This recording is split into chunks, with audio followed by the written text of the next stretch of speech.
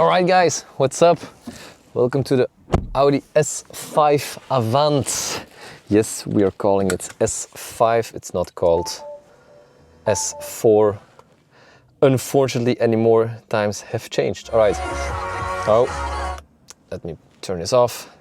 Alright, welcome inside this beautiful car. I've fired it up already, but you can't hear anything because it's a plug-in hybrid. So driving fully electric now. And then if I hit a bit more gas, engine turns on. Voila, very easy.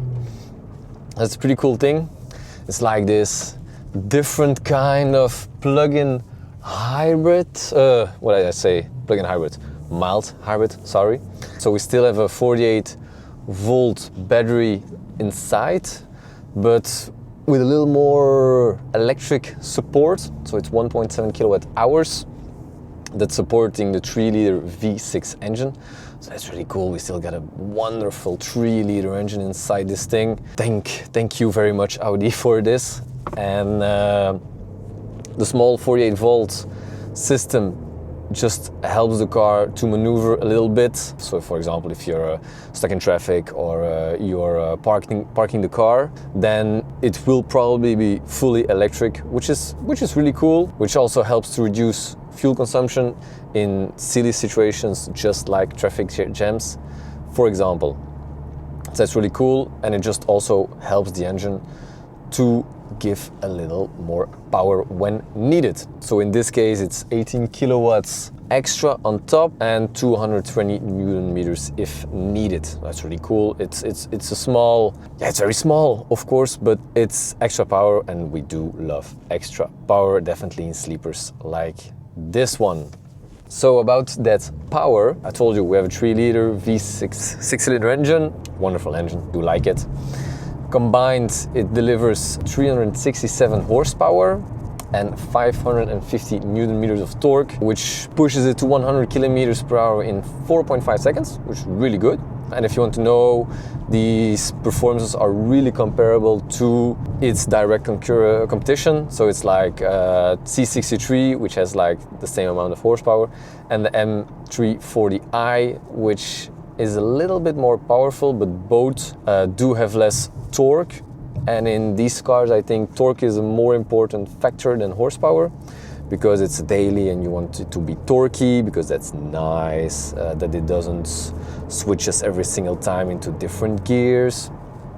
So it makes the drive just more pleasant for your daily commute. I do like the sound of this engine. It's like it's present, but it's like not too much, or it's not any annoying sound, just a pleasant 6-cylinder engine sound. As petrol heads, we can only appreciate a wonderful sound like that, and it doesn't sound too artificial either, which is nice.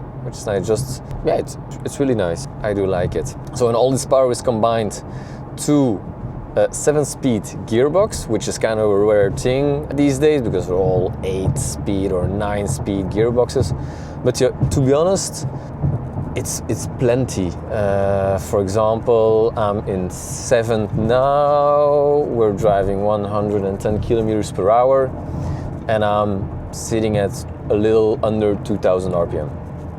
Sounds really good for me.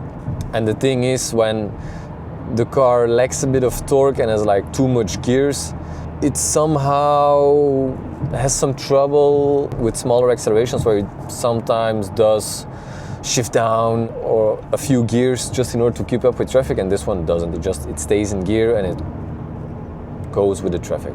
So that's really nice. Maximum torque of 550 Newton meters is also available between 1700 and 4000 RPMs, which is a really good range. And somehow above the 4000, you can really feel that the engine is picking up even more, and yeah, you feel it. You really feel the power pushing. And Audi being Audi, it's also matched to a Quattro 4-wheel drive system with an active differential on the rear wheels. Depending on what you want to do with the car, it might do some cool stuff. So yeah, I've been driving this thing for a few days now, and I must say it's a really pleasant car. There's some things I really like, there's some things I really, it's a big word, but that I don't like.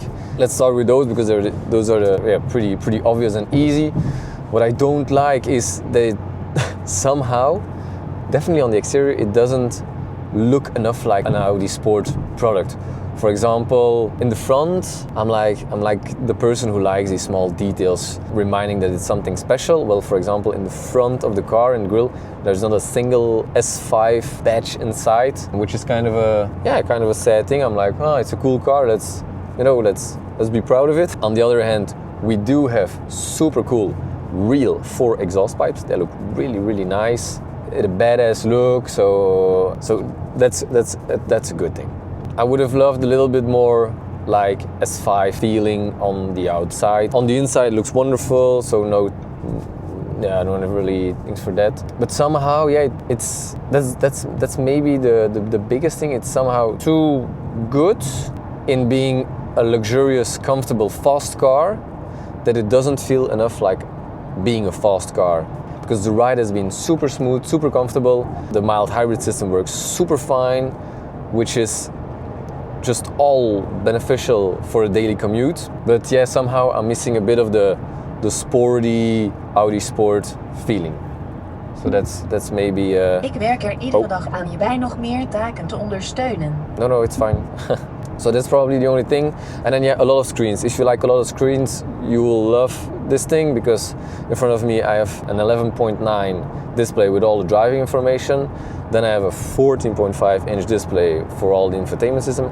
And then my passenger even has a display, so we can scare them with superb numbers. But they can also manage everything. So for example, if I tap on it, it goes on or not. No. Yeah, it's a pretty clever thing. The car recognizes if somebody is sitting on this seat. So for example, now only my side of the air conditioning is working, and if somebody sits on it, then both sides are activated. Same for the screen. Now the car knows that there's nobody sitting there, so the car is like, no, you're not touching the third screen, so stay off it. But with that screen you can manage everything, infotainment, navigation, which is really, really cool. But yeah, it's a lot of screens. Good thing is that these 2 screens, definitely this one, is oriented towards me, which I really like, because it gives me my driver-focused space inside the car, which is a really good thing. It's big, but quality is good. It's super intuitive, works super fast, so that's a good thing. And then besides that, what do I like? I do love the steering wheel somehow. Normally I'd say I don't like weird shapes on steering wheels, but this thing looks really nice. It's a thin steering wheel, which I do appreciate.